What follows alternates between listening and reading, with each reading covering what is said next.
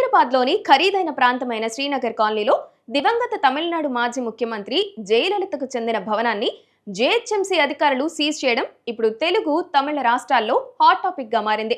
ఈ భవనానికి సంబంధించి సుమారు 25 లక్షల వరకు ఆస్తి పన్ను బకాయిలు ఉండటంతో పలుమార్లు నోటీసులు ఇచ్చినా స్పందన లేకపోవడంతో అధికారులు ఈ కఠిన నిర్ణయం తీసుకున్నారు.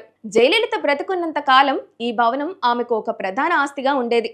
కానీ ఆమె మరణం తర్వాత ఈ ఆస్తి వారసత్వం నిర్వహణపై సందిగ్ధత ఏర్పడింది. జయలలిత మరణం తర్వాత ఆమె వందల కోట్ల ఆస్తులకు వారసులు ఎవరనే అంశంపై సుదీర్ఘ న్యాయ పోరాటం జరిగింది. 2020లో మద్రాస్ హైకోర్టు జయలలిత అన్న కుమారుడు జె దీపక్, కుమార్తె జె దీపల్ను చట్టబద్ధమైన వారసులుగా ప్రకటించింది.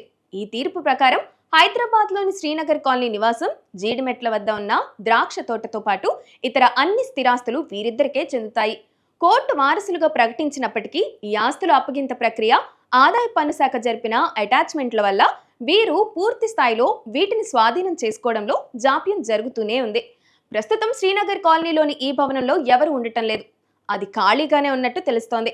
జయలలిత మరణానంతరం ఈ భవన పర్యవేక్షణను చూసేవారు కరువైపోయారు. గతంలో ఇక్కడ కేవలం సెక్యూరిటీ గార్డులు మాత్రమే ఉండేవారు.